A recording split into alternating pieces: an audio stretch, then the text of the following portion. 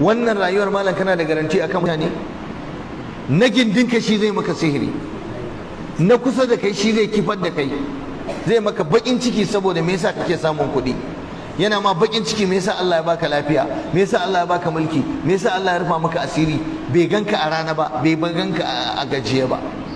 Da haka yawan karanta qul a'udhu birabbil falaq da karanta qul a'udhu birabbin nas magani ne na sihiri. Wannan bayanin duk da na muku yana nan cikin tafsirin Imam Ibn Kasir a ƙarƙashin tafsirin waɗannan ayoyi ko waɗannan surori guda biyu na qul a'udhu birabbil falaq da qul a'udhu birabbin nas.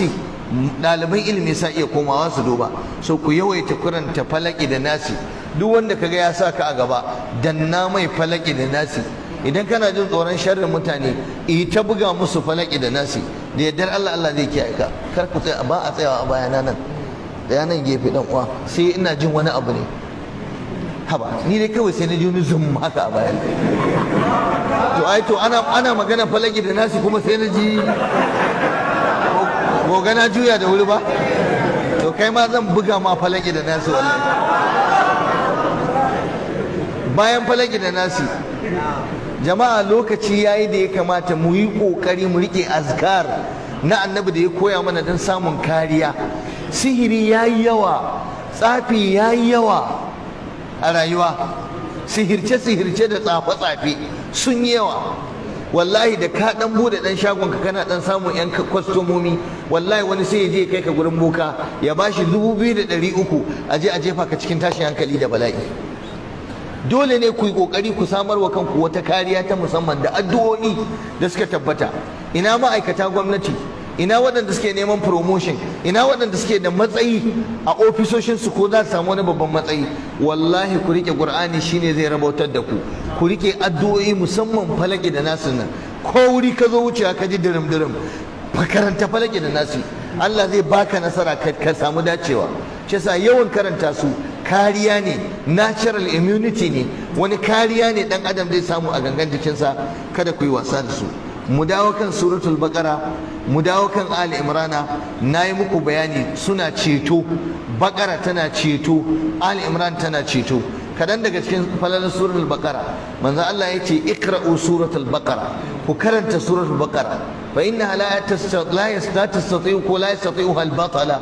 Duk wani matsafi, duk wani mai sihiri, duk wani mai kulle duk in dai ka lazumci karanta suratul baqara to ka fi karfin sa insha Allah. Ko da yayi maka insha Allah bi idnillahi tabaraka wa ta'ala, to Allah zai baka wato ainihin nasara. Yace fa inna akhdaha baraka, iqra'ul baqara fa inna akhdaha baraka wa tarkuha hasara wa la yastati'uha al-batala. Hadisin Imam Muslim. La yastati'uha al-batala ay la yastati'uha as-sahara. Duk wanda yake so Allah ya bashi wata kariya ta musamman ga sharrin matsafa da sharrin masu sihiri, an yi wa wani sihiri, an yi wa wani tsafi, an yi wa wani kaza, an yi wa wani baki, ku bashi suratul baqara yayi ta karanta ta safe da yamma, wallahi sai Allah ya kare wannan sihiri. Hadisin Imamu Muslim. Kuma ka sani cewa zaman lafiyanka a wannan duniya shine ka samu lafiya. Idan baka samu lafiya ba to ba abin da za ka iya yi. Wani bawan Allah babban ma'aikaci ne, matsayi na darakta yake nema a ofishinsu, darakta yake nema.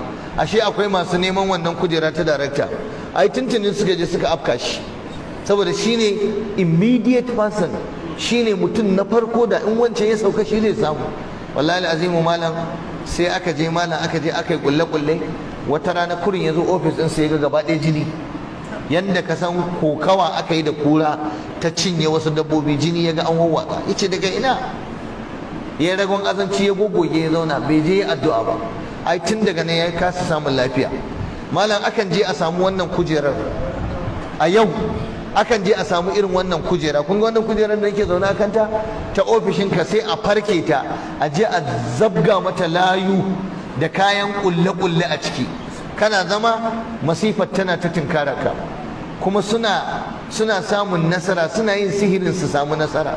Ana iya baka a cikin abincin da zaka ci, wataƙila ta hanyar masinjanka waɗanda suke sayan abinci a ofisoshi na gwamnati. Idan mutum ya kai wani matsayi na girma, ina ba shi shawara ka daina zuwa kana sayan abincin sayarwa, kana aika yaranka na ofis suna sayo ma abinci, wallahi wata rana sai sun zuba maka wata tsiyar da za a kifar da kai. Ku bi a hankali, mutum ya wadatu da abincin iyalinsa ko kuma ya je da kansa ya saya, ka san me aka baka. Amma in ba haka ba, ina da tarihin mutumin da ta hanyar abinci da yake turawa a ofis ɗinsa ake kawo masa, a nan aka je aka yi kulle-kulle, aka yi mai sihiri, kuma aka karya shi, aka samu nasara a kansa, aka dangwafar da shi, aka tozartar da shi. Ku riƙe wannan, yana da muhimmanci. Ayatul kursiyu ita ce a'azamu aya fil Qur'an. Duk Qur'ani gaba ɗaya idan an ce ma wace aya ce tafi girma, tafi matsayi a wajen Allah, ita ce ayatul kursiyu. Allahu la ilaha illa huwa al-hayyul qayyum. Hadisin Imam Muslim, manzon Allah ne ya faɗa wa Abul Munzir, yace atadri ayyu ayatin min kitabillahi ma'aka a'azamu? Ka san wace aya ne a cikin littafin Allah da take tare da kai ita tafi kowace aya girma a wajen Allah? Yace bai sani ba, sai yace Allahu la ilaha